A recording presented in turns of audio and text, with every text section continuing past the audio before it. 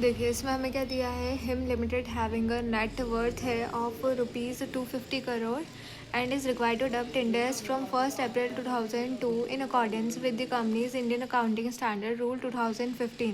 तो him limited के पास net worth है 250 करोड़ की और अडॉप्ट करना चाहता है इंड एस को 1 अप्रैल 2002 से। Rahul, the senior manager of HIM Limited, has identified following issue which need to specific attention of CFO so that the opening index balance sheet on the date of transition can be prepared. देखिए उसमें issue 1 में क्या है, as a part of property plant and equipment company has elected to measure the land its. Company measure करना चाहती है land को at its fair value and want to use the fair value as a deem cost, और fair value को ही as a deem cost मानना चाहती है on the date of transition. The carrying value of land as on the date of transition is 5 lakh and the land was acquired for a consideration of 5 lakh. However, the fair value of land as on the date of transition, fair value क्या आ रही है on the date of transition is 8 lakh. तो accordingly क्या entry बन सकती है, fair value ही वो recognise करी, तो एंट्री वुड बी लैंड। हमारी केस में क्या है, लैंड है, लैंड टू रिटेन अर्निंग। देखो इसको और हम लिख कैसे सकते हैं कि preliminary impact of transition to Ind AS in HIM Limited financial statement. Fair value is a deemed cost for property, plant and equipment. The accounting standard के according तो as per AS 10 property, plant and equipment is recognized किया जाएगा at a cost less depreciation. तो as per AS 10 property plant and equipment को recognise किया जाएगा at cost less depreciation. Ind AS 101 allow करता है entity to elect measure PP on the transition date at its fair value. Ind AS 101 तो बोलता है कि पीपी को you can measure it either at a fair value और previous GAAP carrying amount book value as a deem cost, या तो आप fair value कर सकते हो या फिर प्रीवियस गैप को एज अ डीम कॉस्ट।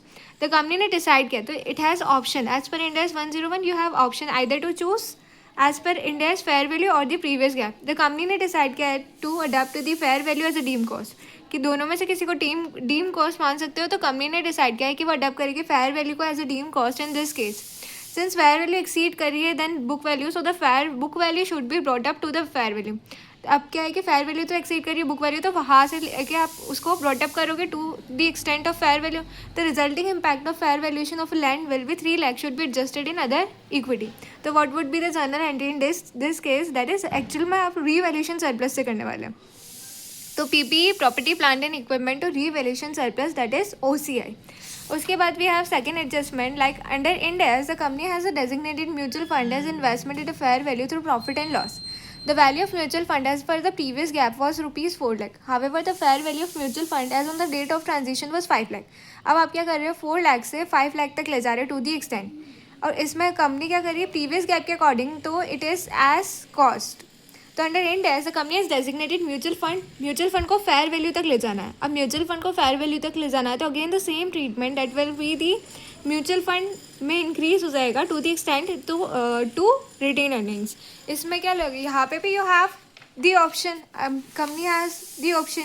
तो as per accounting standard investment and measure at a lower of, accounting standard में तो क्या होता था कि इन्वेस्टमेंट को मेजर किया जाता था at a lower of cost और fair value, but Ind AS में on a transition date financial asset including investment are measured at fair value except for investment in a subsidy associate in a joint venture which are recorded at a cost.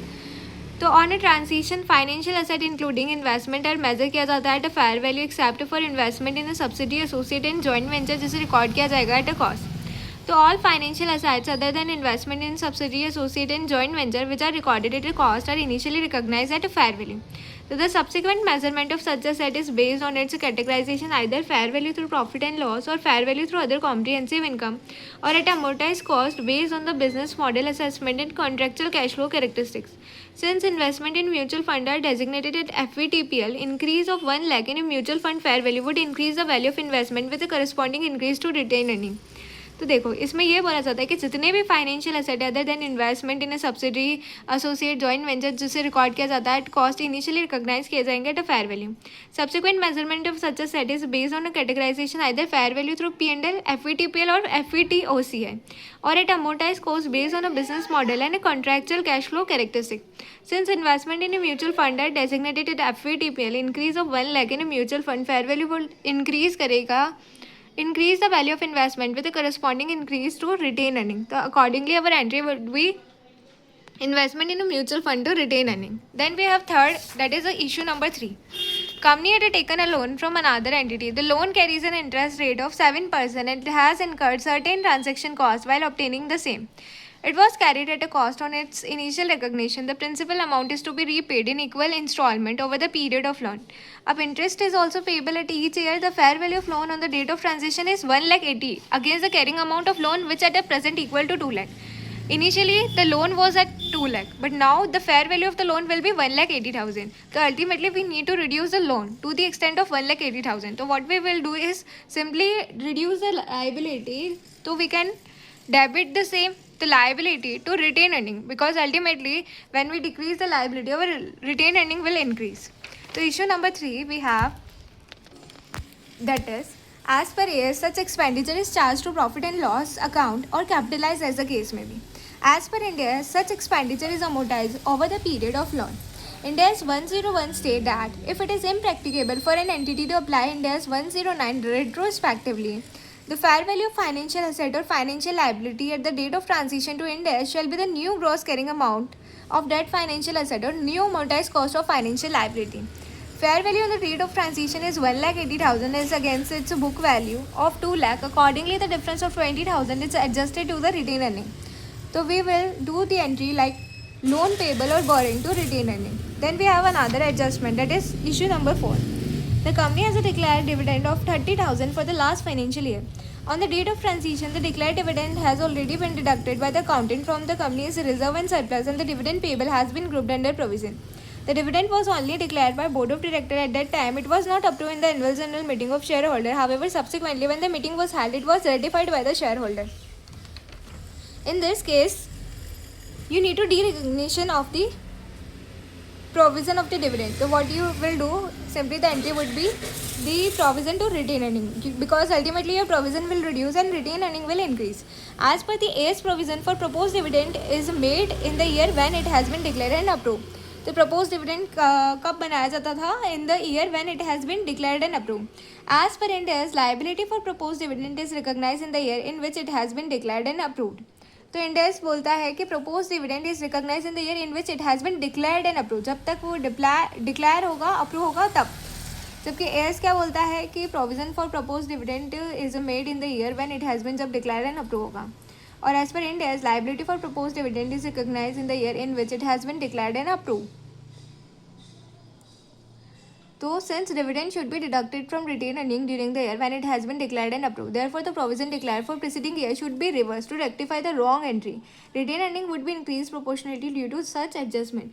तो जब declared और approve होगा तब provision बनाया जाएगा in that year, or this belongs to the previous year.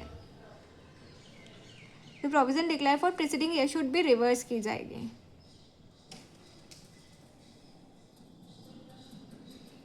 Because हम बोलते हैं कि as per AS provision for propose dividend is made in the year when it has been declared and approved. Ind AS बोलता है कि propose dividend is recognised in the year in which has been declared and approved. Provision to retain. Then we have the company has acquired intangible asset or trademark amounting to 2,50,000. The company assumed that the indefinite life of this asset, the fair value of intangible asset on the date of transition is 3 lakh. However, company want to carry the intangible asset at 2,50,000. The useful life of intangible asset cannot be indefinite. Under this, the company amortizes brand or trademark on a straight line basis over the maximum of 10 years. The useful life of an intangible asset like brand trademark can be indefinite, not required to be amortized and only tested for impairment. Company can avail the exemption given in Ind AS 101 as on the date of transition to use the carrying value as per the previous GAAP. Consequently, there would be no impact as on the date of transition, since company intend to use the carrying amount instead of book value at the date of transition.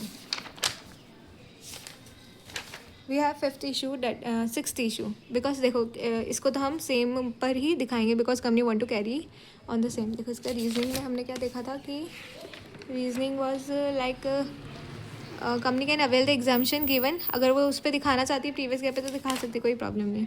उसके बाद after consideration of possible effect नहीं, the defer tax impact is computed as 25,000. This amount further increase कर दिया तो portion of defer tax liability, and there is no requirement to carry out the separate calculation for the same. तो defer tax liability increase हो जाती है, तो retain earning to defer tax liability with the amount 25,000. तो this is the entry है. Correct. तो इस तरीके से हमने ये क्वेश्चन भी कर लिया है। एंड इसमें ये लिखा गया है कि as per defer tax are accounted as per income statement approach. As तो इनकम स्टेटमेंट अप्रोच यूज़ करता है, बट इंडेस तो बैलेंस शीट अप्रोच यूज़ करता है। तो on date of transition to find to Ind AS defer tax liability would be increase by 25,000। तो retain earning to defer tax liability इस तरीके से। करेक्ट।